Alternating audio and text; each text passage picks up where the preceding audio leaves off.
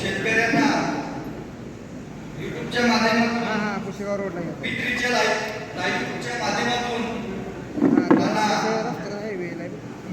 नाना जेव्हा आम्ही आमच्या काकांना बोलत असतो, नाना नाना करत असतो, पप्पांचे जे आमचे भाऊ असतात त्यांना, खरं तर एक आमच्या या सातारा पश्चिम मराठा परिसरामध्ये एक नाना म्हणून काका माझा नाना म्हणून मला भेटला.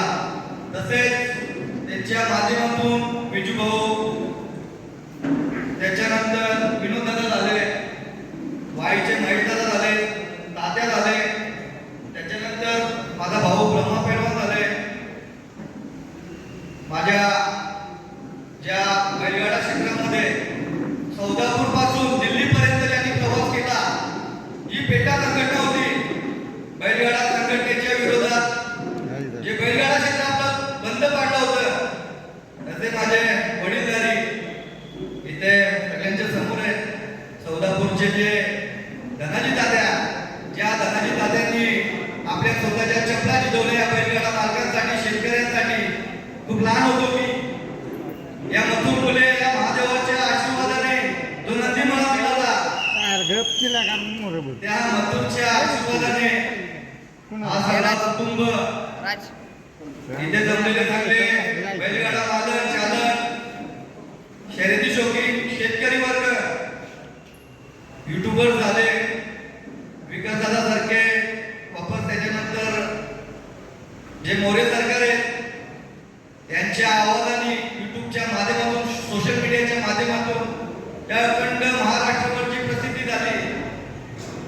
त्या प्रसिद्धीचं कारण फक्त ना फक्त ही सोशल मीडिया.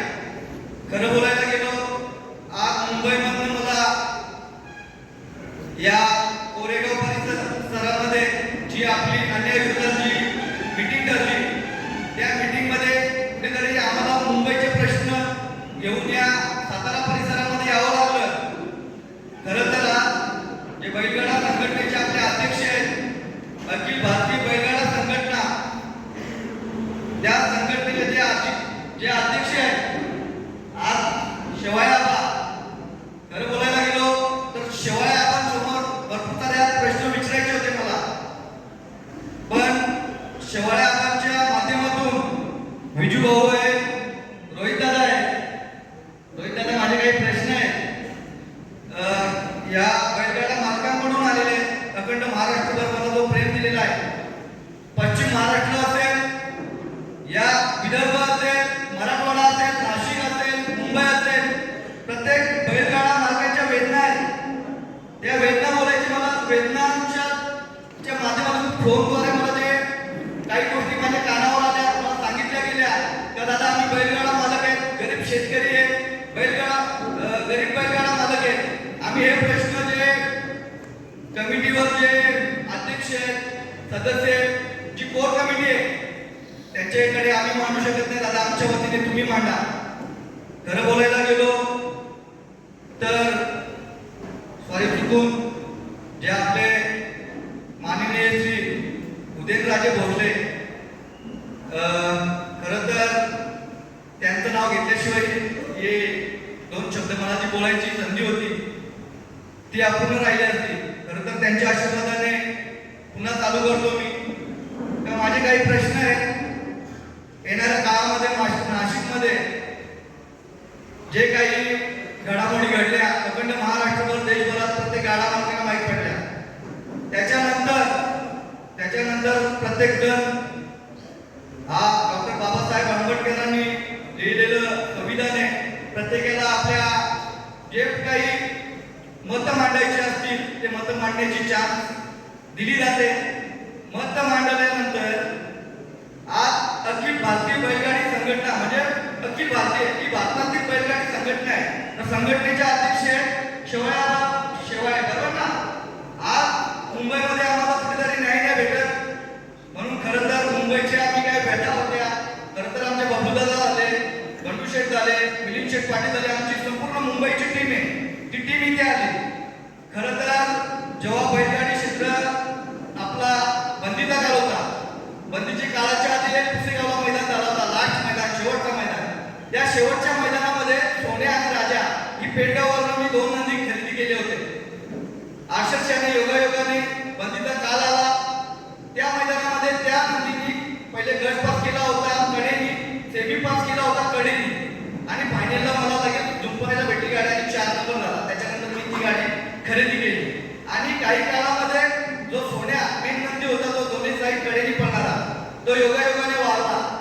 आज त्याच्या रूपाने मला कुठेतरी माझा मथुर भेटला, माझ्या महादेवाने मला कुठेतरी मथुर दिला आणि या व्यथा मथुरच्या माध्यमातून अखंड महाराष्ट्राने प्रेम दिलं, म्हणून इथे मला मांडायला भेटल्या. खरं तर सर्वप्रथम मराठवाड्याचे विषय नंतर घेतो मी. आज जे जिल्ह्यातील बैलगाडा मालक आहेत, तो शेतकरी वर्ग आहे.